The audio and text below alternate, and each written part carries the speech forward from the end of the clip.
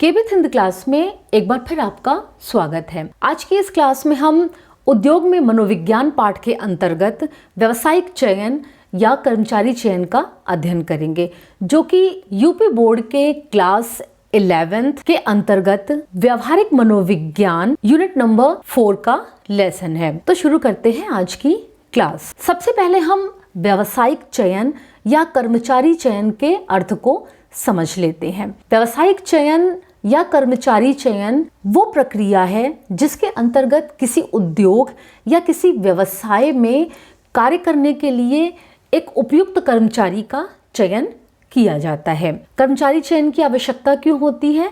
कर्मचारी चयन की आवश्यकता इसलिए होती है कि जहां एक ओर प्रत्येक व्यक्ति की कार्यक्षमता, उसकी रुचियां, उसकी योग्यताएं और उसका व्यक्तित्व अलग अलग होता है, वहीं दूसरी ओर किसी भी औद्योगिक क्षेत्र में कार्य को करने का ढंग, आवश्यक शक्ति और आवश्यक कुशलता अलग अलग होती है। औद्योगिक सफलता के लिए यह जरूरी है उचित व्यक्ति को उचित कार्य पर नियुक्त किया जाए और वहीं उचित कार्य पर उचित व्यक्ति को नियुक्त किया जाए, यानी काम के लिए उपयुक्त व्यक्ति और व्यक्ति के लिए उपयुक्त काम मिल सके। अब हम व्यावसायिक या कर्मचारी चयन की प्रक्रिया को देख लेते हैं, यानी क्या प्रोसेस होती है किसी भी कर्मचारी को चयन करने की। तो कर्मचारी चयन या व्यावसायिक चयन एक द्विपक्षीय प्रक्रिया है। द्विपक्षीय यानी इसके अंतर्गत दो काम किए जाते हैं या इसके दो पक्ष होते हैं। पहला कार्य विश्लेषण यानी जॉब एनालिसिस और दूसरा कर्मचारी विश्लेषण या वर्कर्स एनालिसिस। इन दोनों ही पक्षों का विवरण देख लेते हैं क्या है। सबसे पहले हम बात करते हैं कार्य विश्लेषण की। व्यावसायिक चयन के लिए कार्य विश्लेषण जरूरी होता है। कार्य विश्लेषण से क्या मतलब होता है?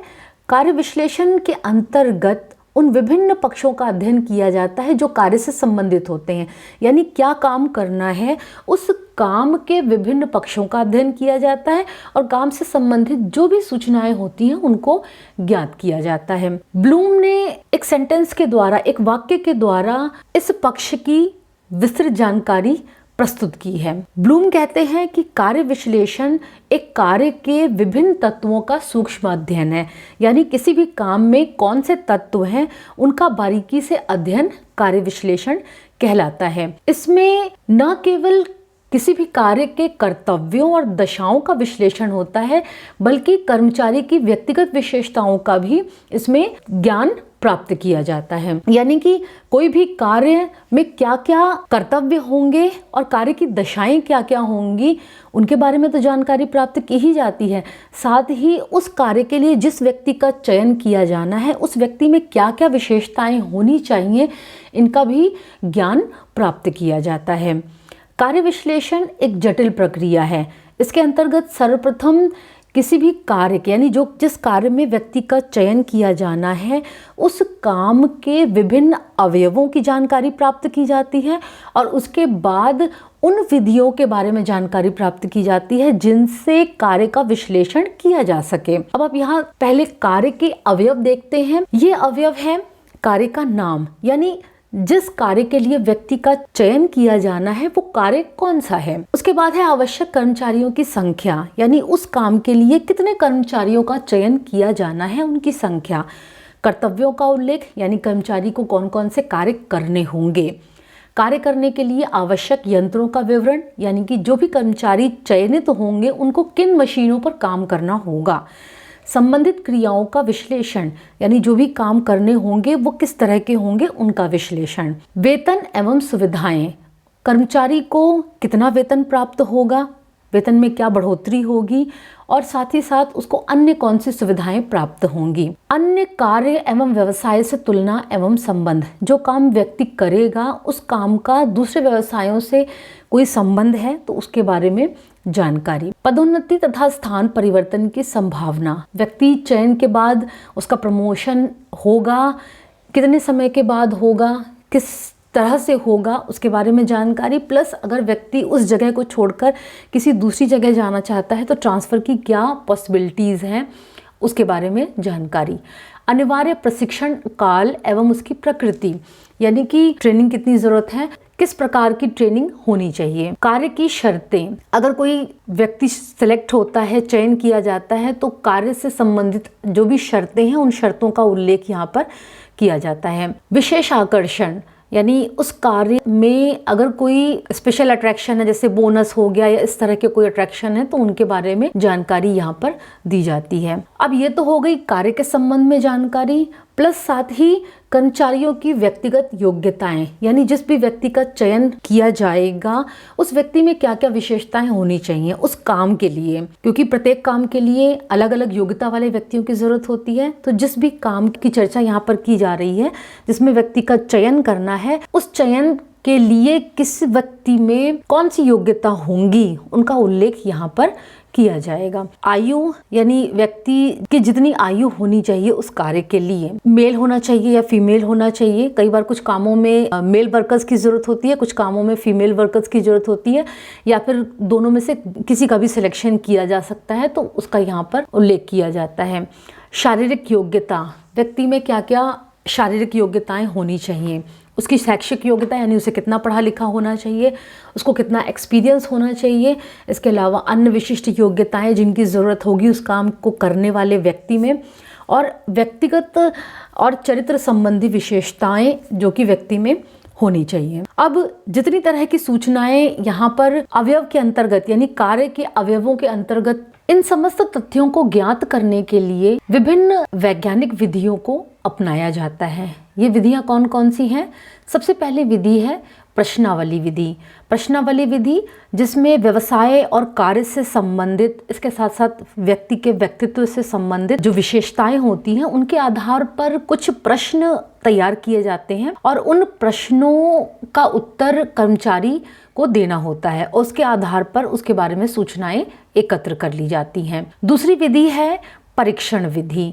परीक्षण विधि जिसमें कार्य से संबंधित विभिन्न मनोवैज्ञानिक परीक्षणों का सहारा लिया जाता है, यानी कुछ प्रामाणिक और विश्वसनीय परीक्षण तैयार किए जाते हैं और उन परीक्षणों के द्वारा व्यक्ति की योग्यताओं के बारे में या उसकी जो भी व्यक्तित्व है उसके बारे में जानकारी प्राप्त कर ली जाती है। तीसरी विधि है गति अध्ययन विधि। गति अध्ययन विधि जिसमें कि कर्मचारी किसी भी कार्य को किस स्पीड से करेगा, किस गति से करेगा, उसका अध्ययन किया जाता है, यानी उसकी गति से संबंधित योग्यता का मापन इसके अंतर्गत किया जाता है। चौथी विधि है कार्य मनोरेखांकन विधि। इस विधि में कुछ विशेषज्ञों द्वारा व्यवसाय या कार्य का विश्लेषण करके एक ऐसी तालिका बनाई जाती है जिसमें कार्य के लिए आवश्यक जो भी गुण होते हैं उन गुणों का वर्गीकरण किया जा सके, यानी कि ये बताया जा सके कि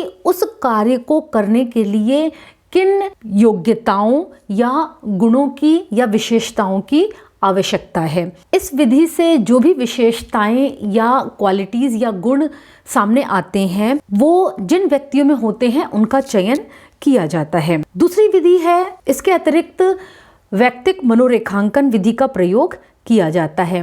व्यक्तिक मनोरेखांकन विधि वो विधि है जिसमें विशेषज्ञों के द्वारा किसी व्यवसाय या किसी कार्य में जो सफल कर्मचारी होते हैं उन कर्मचारियों की मानसिक योग्यताओं और अन्य जो भी उनकी विशेषताएं या योग्यताएं हैं उनका पता लगाया जाता है और फिर उनके आधार पर, यानी उन सफल कर्मचारियों में जो क्वालिटीज़ हैं वो क्वालिटीज़ जिन कर्मचारियों में होती हैं, जिन व्यक्तियों में होती हैं, उनका चयन व्यवसाय के लिए किया जाता है। इन विधियों के अलावा एक विधि और है जो कि निरीक्षण विधि है। निरीक्षण विधि में किसी भी कर्मचारी को उस कार्यस्थल पर ले जाकर काम करते हुए मतलब काम करवाया जाता है और उसको काम करते हुए ऑब्जर्वेशन करके उसके बारे में निष्कर्ष निकाला जाता है कि वो व्यक्ति उस काम को कितने अच्छे ढंग से कर पाएगा। तो जो भी उपयुक्त विधियां हैं उन विधियों में से किसी एक विधि को या एक से ज़्यादा विधियों को अपनाकर कार्य का विश्लेषण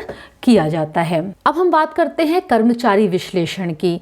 कर्मचारी विश्लेषण वो प्रक्रिया है जिसके अंतर्गत संबंधित व्यक्तियों के व्यक्तित्व, चरित्र, शारीरिक योग्यताओं और क्षमताओं को ज्ञात किया जाता है, यानी जिस व्यक्ति का चयन किया जाना है उस व्यक्ति से संबंधित विभिन्न सूचनाओं को ज्ञात किया जाता है।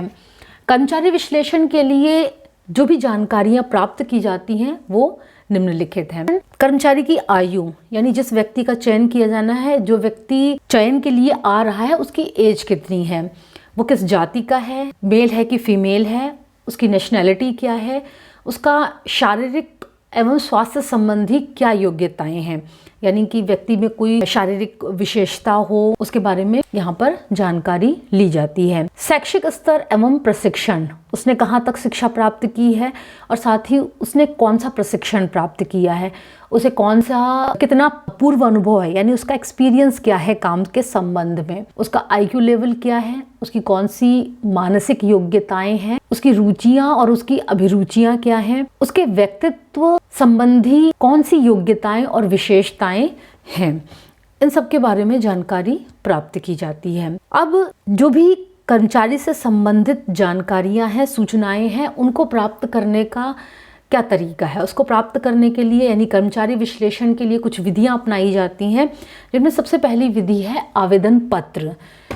कर्मचारी विश्लेषण के लिए जो भी विधियां अपनाई जाती हैं, उनमें सबसे ज़्यादा प्रयोग की जाने वाली और सबसे ज़्यादा सरल विधि आवेदन पत्र ही है। आवेदन पत्र के द्वारा कर्मचारी से संबंधित सभी तरह की जो भी सूचनाएं होती हैं, जो कि जानना आवश्यक है, वो ज्ञात की जा सकती हैं। ये आवेदन पत्र 2 प्रकार के होते हैं। प्रथम प्रकार के आवेदन पत्र वो होते हैं जो कि संबंधित व्यक्ति स्वयं अपने बारे में लिखकर भेजता है। कर्मचारी जो होता है वो अपने बारे में अपने ढंग से जो भी उसकी जानकारियां होती हैं, जो सूचनाएं वो देना चाहता है, वो सब एक कागज़ पर लिखकर भेजता है। और दूसरा तरीका होता है कि उद्योग के द्वारा स्वयं छपे हुए आवेदन पत्र होते हैं, प्रिंटेड आवेदन पत्र होते हैं, जो कि उन व्यक्तियों द्वारा भरे जाते हैं जो कि उस काम में इंटरेस्टेड हैं और उस काम में सिलेक्शन चाहते हैं। तो उसमें जो भी सूचनाएं या जो भी जानकारियां उद्योग चाहता है कि उसे मालूम हो, उनसे संबंधित कॉलम्स बने होते हैं और कर्मचारी को केवल उसको फिलअप करना होता है और भरने के बाद वो उसे दे देता है। दूसरा है सिफारिश पत्र। सिफारिश पत्र उन अधिकारियों के द्वारा दिया जा सकता है जिनके गाइडेंस में उस व्यक्ति ने कभी काम किया हो या फिर उनके अंडर में ट्रेनिंग प्राप्त की हो। इसके अलावा जहाँ से उसने एजुकेशन हासिल की है, उस कॉलेज के प्रधानाचार्य के द्वारा या फिर और भी कोई रिस्पॉन्सिबल व्यक्ति हो, उसके द्वारा सिफारिश का पत्र दिया जा सकता है। तो उससे भी व्यक्ति के बारे में सूचना प्राप्त होती है। शैक्षिक प्रमाण पत्र, व्यक्ति की जो भी क्वालिफिकेशंस होती हैं, उनसे संबंधित जो उसके सर्टिफिकेट होते हैं, उनसे व्यक्ति के बारे में जानकारी प्राप्त होती है। मनोवैज्ञानिक परीक्षण। मनोवैज्ञानिक परीक्षण व्यक्ति के बारे में जानकारी प्राप्त करने का बहुत ही उत्तम तरीका है, यानी एक उत्तम विधि है। इसमें विभिन्न मनोवैज्ञानिक परीक्षणों का प्रयोग करके व्यक्ति की रुचियाँ, अभिरुचियाँ, उसकी मानसिक योग्यताएं, उसका IQ लेवल और उसके पर्सनालिटी से संबंधित विभिन्न विशेषताओं के बारे में जानकारी प्राप्त की जा सकती है। शारीरिक परीक्षण। कुछ व्यवसाय ऐसे होते हैं जिनमें कुछ खास शारीरिक योग्यता की ज़रूरत होती है। ऐसे काम होते हैं उस व्यवसाय में जिनको करने के लिए शारीरिक योग्यता ज़रूरी होती है। तो ऐसी स्थिति में किसी भी व्यक्ति का चयन करने से पहले ये ज़रूरी है कि उसका फिज़िकल टेस्ट हो। तो उस फिज़िकल टेस्ट के लिए ये जो शारीरिक परीक्षण होते हैं, उनके द्वारा उसकी शारीरिक योग्यताओं और क्षमताओं का ज्ञान हो जाता है। सामूहिक निरीक्षण। कुछ काम ऐसे होते हैं जिनको करने के लिए एक टीम वर्क यानी टीम के रूप में कर्मचारियों को काम करना होता है। उस समय इस विधि को अपनाया जाता है जब कर्मचारियों को एक टीम के रूप में काम करना होता है। तो यहाँ पर इस विधि के द्वारा ये देखा जाता है कि कर्मचारी सहयोगपूर्ण ढंग से काम कर सकते हैं या नहीं, या समूह में रहकर काम कर सकते हैं या नहीं, तब उस विधि का इस्तेमाल किया जाता है। साक्षात्कार। साक्षात्कार के अंतर्गत संबंधित व्यक्ति को सामने बैठाकर कुछ प्रश्न पूछे जाते हैं और व्यक्ति जो भी आंसर देता है उसके आधार पर और साथ ही उसकी बॉडी लैंग्वेज से और उसके बातचीत के तरीके से, उसके हाव भाव से उसके व्यक्तित्व की विभिन्न विशेषताओं का आकलन भी कर लिया जाता है। ये तो था कर्मचारी विश्लेषण। अब हम बात करते हैं व्यावसायिक चयन का महत्व क्या है, यानी कर्मचारी चयन या व्यावसायिक चयन जो होता है उसकी इंपॉर्टेंस क्या है। औद्योगिक मनोविज्ञान के जनक ह्यूगो मुंस्टरबर्ग ने कर्मचारी चयन के महत्व को स्पष्ट करते हुए कहा था। मुंस्टरबर्ग ने क्या कहा था, ये जानने से पहले हम ये जान लेते हैं कि मुंस्टरबर्ग है कौन। मुंस्टरबर्ग जिन्हें औद्योगिक मनोविज्ञान का जनक कहा जाता है, ये जर्मनी के निवासी थे और हार्वर्ड यूनिवर्सिटी की जो मनोवैज्ञानिक प्रयोगशाला थी उसमें ये निदेशक के पद पर नियुक्त थे और इन्होंने उद्योग के क्षेत्र में मनोविज्ञान के विभिन्न एक्सपेरिमेंट्स यानी मनोविज्ञान की जो इम्पोर्टेंस है उद्योग के क्षेत्र में उससे को दर्शाने के लिए बहुत सारे अध्ययन किए, बहुत सारे एक्सपेरिमेंट्स किए। तो जो उनका ये जो स्टडीज़ थी वो इतनी इम्पॉर्टेंट थी, यानी उन्होंने उद्योग के क्षेत्र में बहुत सारा वर्क किया था जिसकी वजह से इन्हें औद्योगिक मनोविज्ञान का जनक कहा जाता है। ये तो थी मुंस्टरबर्ग के बारे में थोड़ी सी नॉलेज। तो उन्होंने कहा क्या, उनका ये कहना था व्यावसायिक चयन के महत्व के बारे में कि कार्यों में ऐसे व्यक्ति को नियुक्त करने से जिसमें उसकी रुचि नहीं है, यानी एक ऐसा व्यक्ति जिसकी उस काम में रुचि नहीं है, उसको अगर उस काम में नियुक्त कर लिया जाए तो जहाँ एक और उसका जीवन दुखदायी होगा, यानी व्यक्ति दुखी होगा क्योंकि उसकी रुचि का काम नहीं है, साथ ही उद्योग को भी हानि होगी क्योंकि उद्योग को एक उपयुक्त व्यक्ति की यानी जो उस काम को सही ढंग से कर सके उसकी ज़रूरत होती है। ऐसे में उद्योग की भी हानि होगी, व्यक्ति तो दुखी होगा ही और साथ ही साथ क्योंकि उसे संतोष प्राप्त नहीं होगा इसलिए, और साथ ही साथ उद्योग की भी हानि होगी क्योंकि दुर्घटना की संभावना बनी रह सकती है, उत्पादन घट सकता है, गुणवत्ता प्रभावित हो सकती है, जो भी प्रोडक्शन हो रहा है उसकी गुणवत्ता क्वालिटी प्रभावित हो सकती है। इससे जो भी प्रोडक्शन होगा जहाँ एक और उसका मूल्य बढ़ेगा, उसकी कीमत बढ़ेगी, वहीं दूसरी ओर लोगों को जो आवश्यक वस्तुएं हैं वो महंगी प्राप्त होंगी और साथ ही साथ राष्ट्र जो है यानी देश जो है उस पर, उसकी इकोनॉमी पर इसका असर पड़ेगा। कर्मचारी चयन का महत्व क्या है इसको हम कुछ पॉइंट्स से समझ सकते हैं। सबसे पहला है कि कर्मचारी द्वारा किसी भी काम को उत्तम ढंग से संपन्न किया जा सकता है। अगर उपयुक्त कर्मचारी का चयन किसी काम में किया जाए तो कर्मचारी जो है वो उस काम को बहुत ही अच्छे ढंग से करेगा और इस प्रकार से काम उत्तम ढंग से संपन्न होगा। अपनी योग्यता व रुचि के अनुसार जब व्यक्ति को कार्य प्राप्त होगा, व्यक्ति मानसिक संतोष का अनुभव करेगा, जिसे मनोविज्ञान की भाषा में कार्य संतोष या जॉब सेटिस्फेक्शन कहते हैं, वो उसे हासिल होगा। कर्मचारी द्वारा लगन एवं परिश्रम से कार्य करना, कर्मचारी जब अपनी पसंद का काम उसे प्राप्त होता है, अपनी योग्यता के अनुसार उसे काम प्राप्त होता है तो वो उस काम को निश्चित रूप से मेहनत से करेगा और पूरी लगन से करेगा। उत्पादन की मात्रा, स्तर एवं गुणवत्ता में वृद्धि होगी क्योंकि कर्मचारी को उसकी रुचि के अनुसार काम प्राप्त होगा, प्लस काम को एक बहुत ही सुटेबल व्यक्ति प्राप्त होगा, इसलिए जो भी उत्पादन होगा उसकी मात्रा बढ़ेगी, उसकी गुणवत्ता बढ़ेगी। औद्योगिक क्षेत्र में होने वाली हानि और टूट फूट की दर में कमी आएगी क्योंकि व्यक्ति उस काम को बहुत ही अच्छे ढंग से करेगा तो जो मशीनरी की टूट फूट होती है या उद्योग क्षेत्र में जो भी हानि होती है उसकी संभावना बहुत कम हो जाएगी। कर्मचारियों द्वारा औद्योगिक परिवेश में समायोजन, जब उपयुक्त व्यक्ति जिनकी पर्सनालिटी अच्छी है, पर्सनालिटी मतलब उसके व्यक्तित्व में वो विशेषताएं हैं जिनके कारण वो उस काम को बहुत अच्छे तरीके से कर सकते हैं और उस काम के साथ एडजस्टमेंट कर सकते हैं, तो ऐसे में जब कर्मचारी औद्योगिक परिवेश के साथ समायोजन बना के काम करेगा, उद्योग को लाभ प्राप्त होगा और सारे कर्मचारी एडजस्टमेंट के साथ मिलजुल कर सहयोगपूर्ण ढंग से काम करेंगे जिससे औद्योगिक प्रगति होगी।